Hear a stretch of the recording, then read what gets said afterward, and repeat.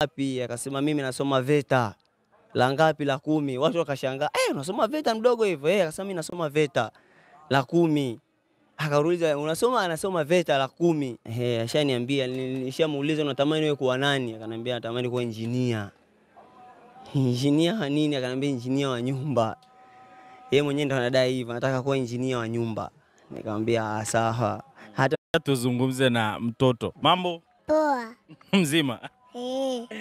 Unaitwa nani? Mudathiri. Mudathiri? Una miaka mingapi? 2. Miaka 2. Kumbe unajua. Unasoma wapi? VETA. VETA?